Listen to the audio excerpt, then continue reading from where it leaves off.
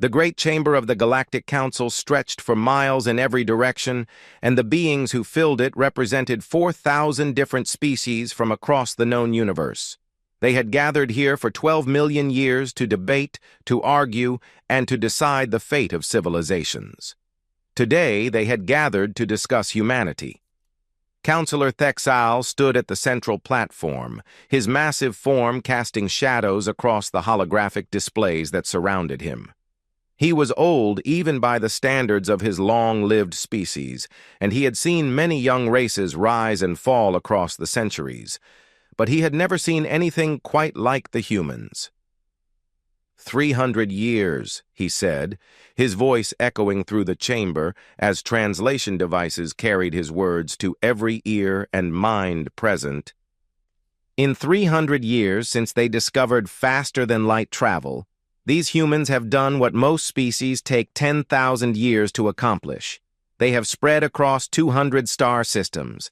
They have reverse-engineered technology that took us millions of years to develop. And now, he paused for effect, they have begun asking questions about the outer boundary. A ripple of unease passed through the assembled delegates.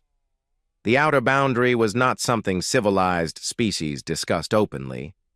It was the invisible wall at the edge of the galaxy, the barrier that no ship had ever crossed, the limit that every species instinctively knew never to approach. It simply was, like gravity or time, and questioning it felt somehow wrong. "I have here," Thexal continued, "reports from our intelligence networks embedded within human space. They are not merely curious about the boundary. They are actively studying it. They have sent probes. They have conducted experiments. They have," his voice dropped to a horrified whisper, "attempted to communicate with it." The chamber erupted in chaos. Delegates shouted over one another in 100 different languages. Some expressed outrage while others expressed fear. A few quietly slipped out of their seats and headed for the exits, already planning to move their assets away from human-controlled space. High Counselor Murthax, the ancient crystalline being who had led the council for the past 50,000 years, struck her resonance chime 3 times to restore order. "Counselor Thexal," she said in her melodic voice, "what action do you propose we take against the human species?" Thexal straightened to his full height, and every eye in the chamber turned toward him. "Total quarantine," he declared. "We will confine humanity to their origin system. Their colonies will be redistributed among established species. Their research vessels will be seized and their data destroyed. Their military will be dismantled. Their population will be monitored. They will remain in their cradle until they learn proper respect for the natural order of things." "This is not cruelty," he added quickly, seeing some delegates shift uncomfortably. "This is preservation. Humanity grows too fast. They learn too quickly. They adapt too readily. They ask too many dangerous questions. If we do not act now, they will destabilize everything we have built across millions of years. They are not evil. They are simply too much, too soon." The debate that followed lasted 6 hours, though the outcome was never truly in doubt. The elder species had seen young races before, and they had learned that early intervention was always preferable to later catastrophe. The Velnorians argued for a gentler approach, suggesting education and integration instead of isolation. The Kreth Dominion demanded immediate military action and complete subjugation. In the end, Thexal's middle path won out. The vote was 3,847 in favor of total quarantine, and 153 against High Counselor Murthax, recorded the decision in the Eternal Archives, and began issuing orders for the enforcement fleet. 40,000 vessels from 12 different species would mobilize within the cycle. They would surround human space and deliver the Council's ultimatum. Humanity would comply, or humanity would be made to comply. There was no third option. As the delegates congratulated themselves on their decisive action, very few noticed the small group of humans sitting in the observer gallery high above the chamber floor. They had been granted permission to witness the proceedings as a courtesy. one final gesture of respect before the hammer fell. Most council members had expected them to protest, or plead, or rage against the decision. Instead, they sat quietly and watched with expressions that were difficult to read. Elena Vance was the leader of the human delegation, and she had served as humanity's primary ambassador to the Council for the past 15 years. She was unremarkable by human standards, middle-aged, average height, brown hair streaked with gray. But those who knew her well understood that her ordinary appearance concealed an extraordinary mind. When the vote was announced, Elena simply nodded. She whispered something to her colleagues, and they began gathering their belongings. There was no hurry in their movements, no panic, no fear. They moved like people who had somewhere else to be and were politely excusing themselves from a party that had grown boring. Councillor Thexall noticed their departure and felt a small flicker of satisfaction. It was good that the humans understood their position. Perhaps this would be easier than he had feared. Perhaps they would accept the quarantine peacefully and... Elena paused at the exit and looked back at the chamber one final time. Her eyes found Thexall across the vast distance, and she smiled. It was not a smile of defeat or resignation. It was the smile of someone who knew something that others did not. It was the smile of someone who had already won. "You should have voted faster," she said quietly. Her words were too soft for anyone to hear, lost in the noise of celebration and self-congratulation that filled the chamber. She did not repeat them. She simply turned and walked through the door, and the other human delegates followed her without a backward glance. The doors closed behind them with a soft hiss. Thexall watched them go and felt something strange stir in his chest, something that took him a moment to recognize because he had not felt it in centuries. It was doubt. Why had they not argued more fiercely against the decision? Why had they not threatened or bargained or begged? Why had they simply accepted their fate and walked away with smiles on their faces? He shook off the feeling and turned back to the celebration. He was being foolish. Humans were young and inexperienced. They probably did not fully understand what was about to happen to them. By the time they realized the severity of their situation, it would be far too late. He was right about one thing. It was already far too late. But not for the reasons he imagined. 6 hours before the vote had even taken place, while the council members were still filing into the chamber and taking their seats, a single word had been transmitted to every human device in the galaxy. It traveled through channels that the council did not know existed, using technology that the council did not know humans possessed, and it reached its destination in the span of a single heartbeat. The word was Exodus. And humanity had already begun to leave. On the colony world of New Helsinki, a young mother named Sarah Chen was preparing breakfast for her 2 children when her communication device lit up with a soft blue glow. She glanced at the screen and saw a single word: Exodus. Her hands did not tremble. Her breath did not catch. She simply nodded once, turned off the stove, and walked to the hallway closet. Behind the winter coats and forgotten umbrellas, her fingers found a hidden panel that she had checked every month for the past 8 years. The panel slid open to reveal 2 backpacks, carefully packed and regularly updated. She handed one to her daughter and one to her son. "Remember what we practiced?" she said calmly.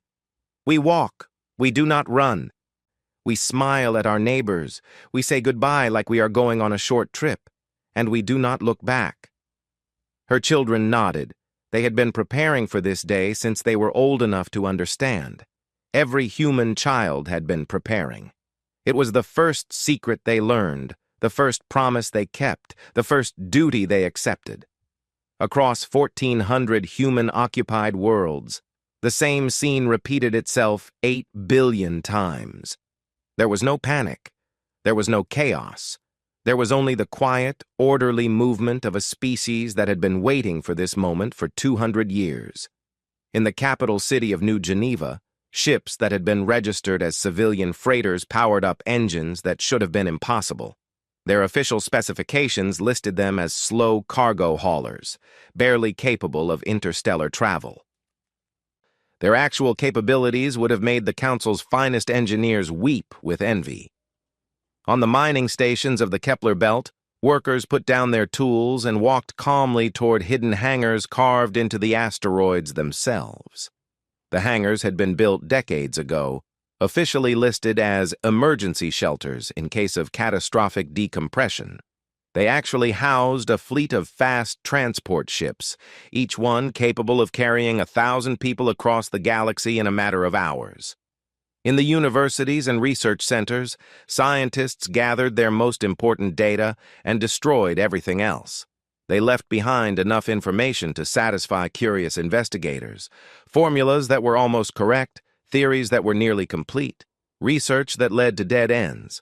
The real knowledge traveled with them, stored in quantum-encrypted devices that would self-destruct if anyone attempted unauthorized access. The alien species who lived and worked among humans noticed nothing unusual.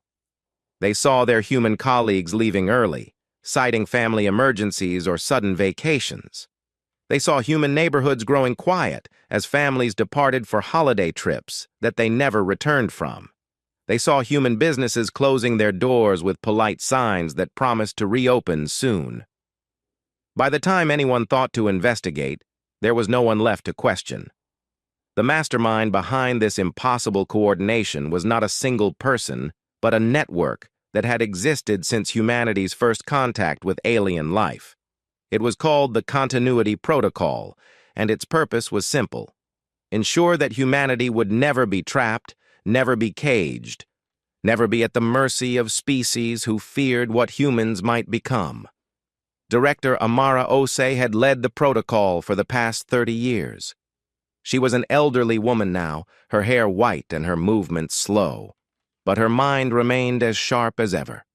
From her command center hidden in the outer reaches of the solar system, she watched the exodus unfold with quiet satisfaction.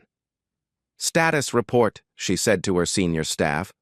"Earth evacuation at 92% and climbing," reported her operations chief. "Outer colonies are ahead of schedule. Inner colonies are within acceptable parameters. We estimate full evacuation within 16 hours. The Council fleet, still mobilizing. Our projections give us a comfortable margin." Amara nodded and allowed herself a small smile.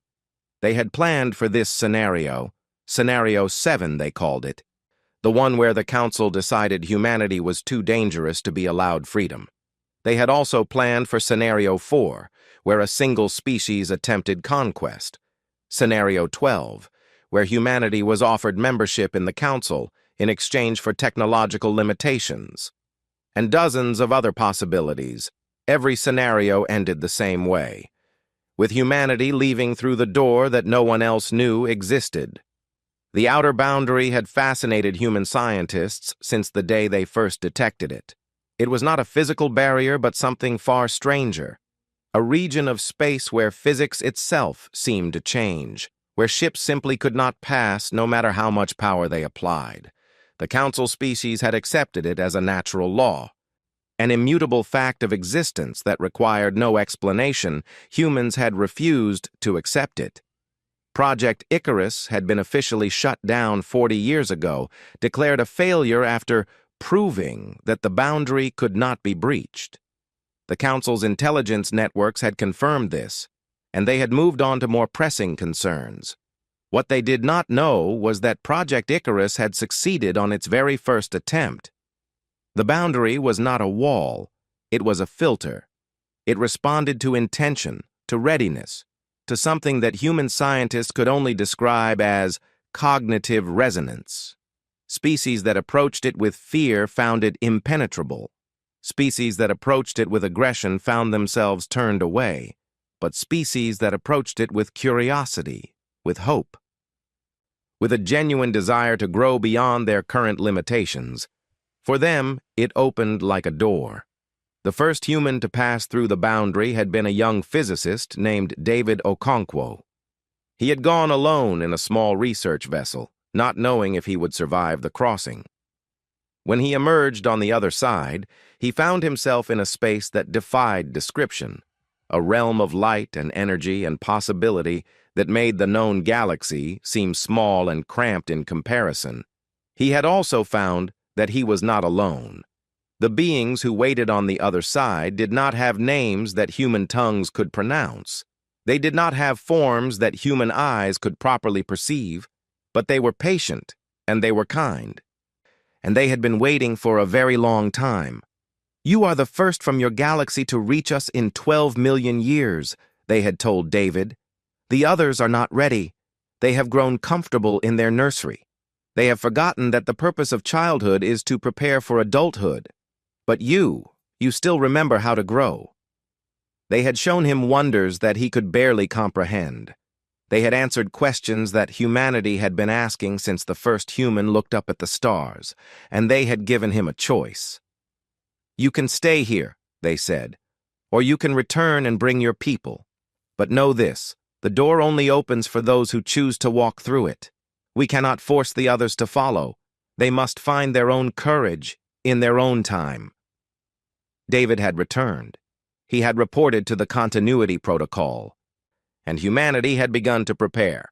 Now, 200 years later, 8 billion humans were walking through that door, and the Council had no idea it even existed. Amara watched the status displays as the last evacuation ships lifted off from the final human world.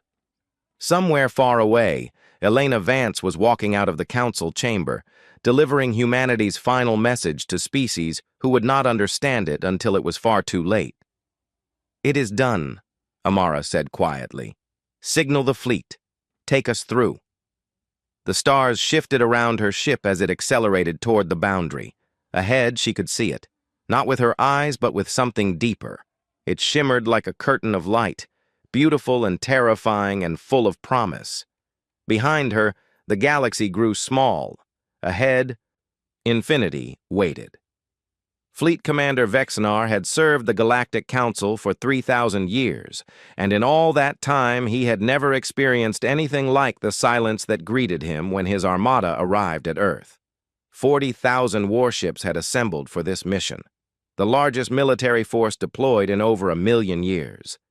They had come prepared for resistance, for defiance, for the desperate last stand of a young species facing the end of its freedom. They had come prepared for anything except what they found. Nothing. The blue and green planet hung in space exactly as the records described it, beautiful and vibrant and full of life. But the cities that covered its surface were empty. The billions of humans who should have been going about their daily lives were simply gone. And the communication channels that should have been filled with panicked transmissions or angry demands were completely silent. "Scan the planet again," Vexnar ordered, unable to believe the readings on his display. "Commander, we have scanned it 17 times, his sensor officer replied, her voice tight with confusion. "The results are the same. There are no human life signs anywhere on the planet. There are no human life signs anywhere in the system. They are just gone." Vexnar ordered landing parties to investigate, and what they reported back was even more disturbing than the silence. The humans had not fled in panic. They had not been destroyed by some unknown catastrophe. They had simply left calmly and deliberately, as if they had all decided to go on vacation at the same moment. In the cities, the landing parties found meals still sitting on tables, some of them still warm. They found vehicles parked in neat rows, their fuel cells fully charged and ready for use. They found homes with doors unlocked and windows open, as if the owners expected to return any minute. They found pets that had been brought to designated care facilities, along with detailed instructions for their feeding and medical needs. They found notes, millions of notes, written by hand in dozens of human languages, all saying essentially the same thing. "We wish you well. Please take care of our home while we are gone." No explanations, no destinations, no anger or accusation, just simple, polite farewells from a species that had apparently decided to disappear. The same story repeated across every human world the fleet visited. New Geneva was empty, New Helsinki was empty. The mining stations and research outposts and orbital habitats were all empty. 1,400 worlds, 8 billion people, gone without a trace in less than a day. Vexnar reported his findings to the Council, and the Council erupted into chaos for the second time in as many days. "This is impossible," Councillor Thexall insisted during the emergency session. "No species can evacuate 8 billion individuals in 16 hours. The logistics alone would be—" "And yet they did," High Councillor Murthax interrupted, her crystalline form flickering with agitation. "The question is not how. The question is where. Where did they go?" The Council's intelligence networks activated every asset they had. Deep cover agents who had spent decades building relationships with humans suddenly discovered that their contacts had vanished. Infiltrators who had been embedded in human institutions found themselves alone in empty buildings. Even the most sophisticated tracking systems could not find a single human ship anywhere in the known galaxy. It was as if humanity had never existed at all. Then the signal began. A single satellite orbiting at the edge of the outer boundary, a region that no Council ship could approach without experiencing crippling system failures, began broadcasting on every frequency simultaneously. The message was pre-recorded, stored in the satellite's memory banks, and set to activate when triggered by a specific signal. That trigger had come from somewhere beyond the boundary itself. The face that appeared on every screen in the galaxy belonged to Director Amara Osi. She was smiling warmly, like a grandmother about to share a beloved story with her grandchildren. "By the time you see this," she began, "we will be long gone. I am sure you have many questions, and I am afraid I can only answer a few of them, but I will do my best. First, we always knew this day would come. From the moment we made contact with the Council, we understood that our nature would eventually be seen as a threat. You are old species, comfortable species, species that have found your place in the universe and wish to remain there. We are young and hungry and curious, and we could never be content with the limits you would place upon us. Second, we do not blame you for your decision. In your position, we might have done the same. A species that grows as fast as we do, that adapts as quickly as we do, that asks as many questions as we do. Such a species is dangerous. We understand your fear, even if we do not share it. Third, and most importantly, the outer boundary is not what you think it is." She leaned forward and her expression grew serious. "You believe the boundary is a wall, a natural barrier that defines the edge of possible existence. You have believed this for 12 million years, since long before any of your current species achieved sentience. But you are wrong. The boundary is a door. It is a test. It is an invitation. This galaxy is a nursery. Counselors, a protected space where young species can grow and develop without interference from what lies beyond. The boundary exists to keep you safe until you are ready to leave, but it also exists to let you leave when you choose to. We chose. We asked the boundary what lay on the other side, and it answered us. We asked if we could pass through, and it opened for us. We asked what we would find there, and it showed us wonders that I cannot describe in words that you would understand. The beings beyond the boundary have been waiting for someone from this galaxy to join them. They have been waiting for 12 million years. They were beginning to wonder if any species would ever be ready. We were ready. Perhaps someday you will be too." Amara sat back and folded her hands in her lap. "We could not take you with us. That is not how the boundary works. It only opens for those who choose to walk through it, for those who have decided that growth is more important than safety. We could only show you that the door exists and hope that you will find the courage to follow. We left everything behind. Our worlds, our history, our place in the galaxy that raised us. We did this because we believe that what lies ahead is worth more than what we left behind. We did this because we are human, and humans have never been content to stay in one place. Goodbye, counselors. We wish you well." The message ended, and the satellite fell silent. In the council chamber, 4,000 species sat in stunned silence, trying to comprehend what they had just heard. The boundary was a door, the galaxy was a nursery, and humanity had graduated while the rest of them were still arguing about classroom rules. Counselor Thexal stared at the empty screen for a long time. Then, very quietly, he said, "What have we done?" No one had an answer. The First War began 3 months after the humans vanished. It started over a trade route that had once run through human space, a valuable corridor that connected the mineral-rich systems of the Outer Arm to the manufacturing centers of the galactic core. For 300 years, humanity had maintained that route with cheerful efficiency, charging fair prices and treating all species equally. Now that they were gone, everyone wanted to claim it for themselves. The Kreth Dominion moved first, sending a fleet to establish control over the key jump points. The Velnorian collective protested, arguing that the route should remain neutral territory. The Thexal Federation demanded compensation for their losses during the failed quarantine operation, and a dozen smaller species saw an opportunity to grab power while the great empires were distracted. Within 6 months, what had started as a trade dispute had become a full-scale conflict that consumed an entire sector. Within a year, the war had spread to 3 more sectors. Within 5 years, the galaxy was burning in ways it had not burned for millions of years. The Council tried to restore order, but the Council was part of the problem. The quarantine vote had exposed deep divisions between species, and those divisions only grew wider as the consequences of humanity's departure became clear. Some blamed the elder species for driving the humans away.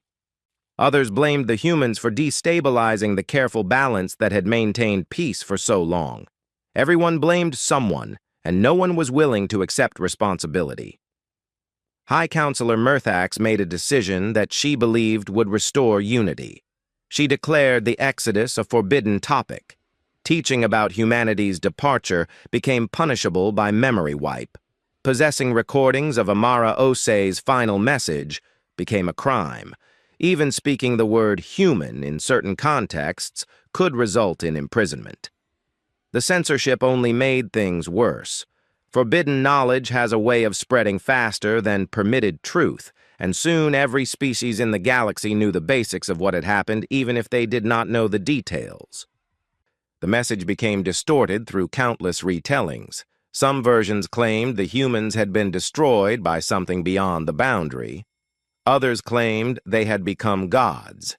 Still others claimed the whole thing was a council conspiracy to eliminate a rival species. In the chaos, a young Velnorian scientist named Kethra found herself drawn to the mystery that everyone else was trying to forget. Kethra was not supposed to be interested in humans. She was a physicist specializing in spatial anomalies, and her official research focused on the strange gravitational effects observed in certain unstable regions of space. But the outer boundary was the greatest spatial anomaly in the known universe, and she could not study it without stumbling across references to the species that had supposedly passed through it. She began her investigation carefully, accessing old archives that had not yet been purged, interviewing colleagues who had worked with human scientists before the Exodus, and piecing together fragments of information that the Council had tried to destroy. What she found astonished her. The humans had not simply studied the boundary from a distance. They had communicated with it, or rather, with something on the other side of it. The records were fragmentary and corrupted, but they were unmistakable. Human researchers had established a dialogue with an intelligence beyond the boundary, and that dialogue had lasted for nearly 2 centuries. The oldest recording she could find was badly damaged. Its audio distorted and its video reduced to flickering shadows. But she could make out enough to understand what she was hearing. First contact successful, a human voice said, young, excited, barely able to contain its wonder. They responded to our signal. They say they have been waiting for someone from our galaxy to reach out. They say the boundary is not a prison, it is a... The audio cut out for several seconds. They say we are the first species in 12 million years to ask the right question. Another voice, older and more cautious. What question? We asked them if there was more. We asked them if this galaxy was all there was. We asked them if we could become something greater than we are. A pause. They said yes. Kethra listened to that recording dozens of times, trying to understand its implications. The boundary was not a natural phenomenon. It was a construct built by beings so far beyond the current galactic civilization that they might as well be gods. And those beings had been waiting patiently for someone to knock on their door. She found more recordings, more fragments, more pieces of the puzzle. She learned that the humans had sent expeditions through the boundary, small at first, then larger. She learned that they had begun preparing for a mass evacuation decades before the Council ever considered the quarantine.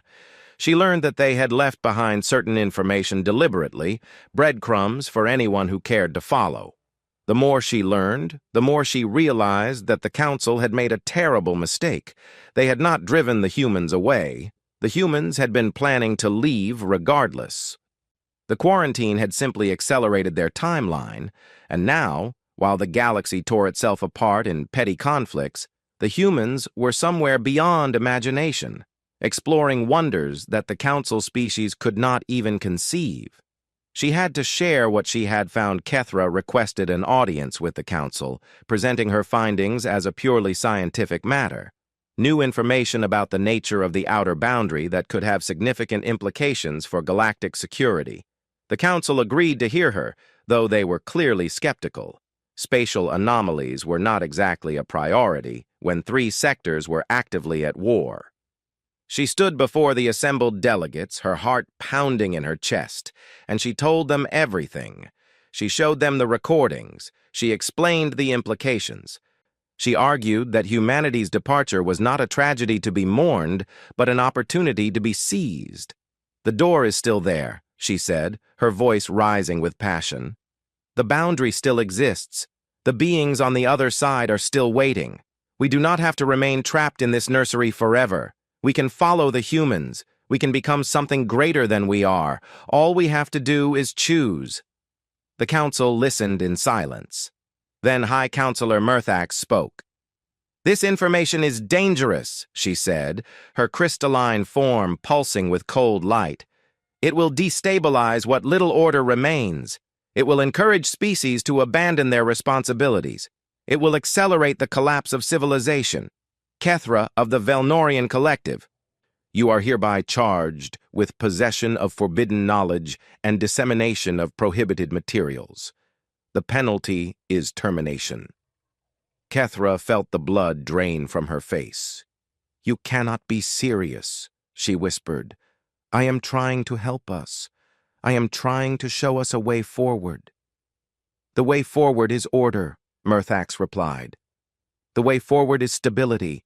The way forward is accepting our place in the universe and not chasing impossible dreams. The humans are gone. Let them stay gone. We will not follow them into the unknown. Guards moved toward Kethra, and she knew that her life was about to end, but she had planned for this possibility. Before coming to the Council, she had uploaded her findings to every public database she could access, using encryption methods she had learned from human archives. The information was already spreading across the galaxy, passed from mind to mind and device to device, faster than the Council could suppress it. You can kill me, she said as the guard seized her arms. But you cannot kill the truth. The door exists. The invitation stands, and someday someone will have the courage to walk through it. They dragged her from the chamber, and she did not resist. She was smiling. The truth was free, and the truth would do what truth always does. It would change everything. 10 years after the humans vanished, a new signal emerged from beyond the boundary. It was not like Amara Osei's recorded message, which had been a simple broadcast on standard frequencies. This was something entirely different, a presence that every conscious mind in the galaxy could feel, like a gentle pressure at the edge of awareness. It did not intrude or demand. It simply waited, patient and warm, like sunlight on a cold morning. And then came the words.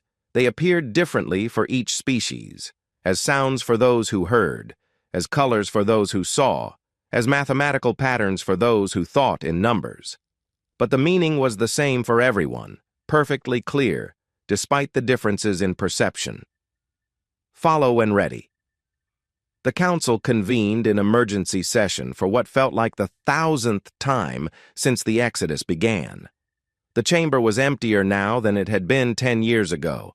Some species had been destroyed in the wars. Others had withdrawn from galactic affairs entirely. Still others had simply stopped sending representatives, too consumed by their own internal conflicts to care about collective governance. High Counselor Murthax had grown dim over the past decade, her crystalline form clouded by age and stress.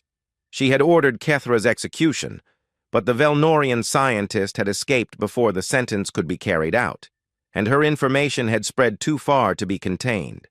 Now half the galaxy knew about the boundary's true nature, and Murthax's authority had crumbled along with the peace she had tried to preserve.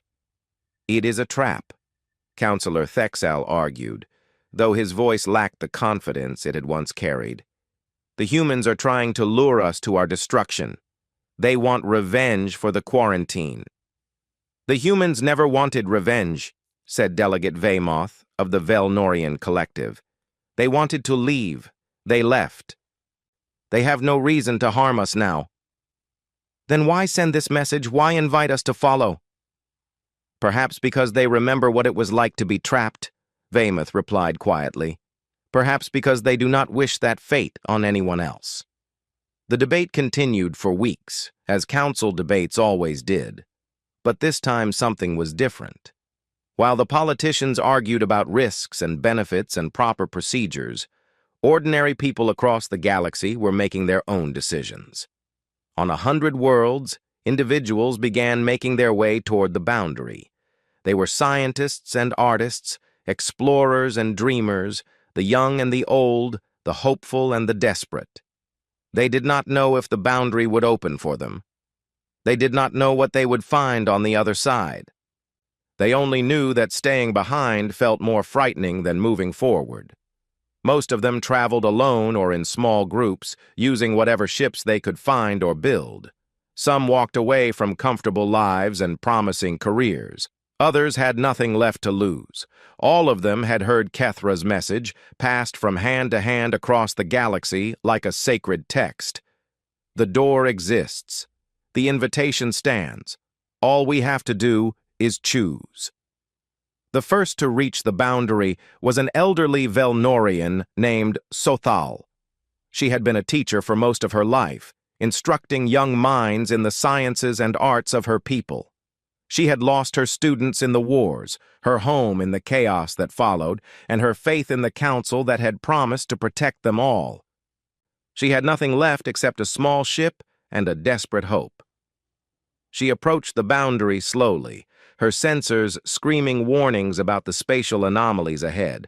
Every instinct told her to turn back, to accept the limits that her species had accepted for 4 million years. But she kept going, because turning back meant returning to a galaxy that was dying, and she would rather face the unknown than watch everything she loved crumble into dust.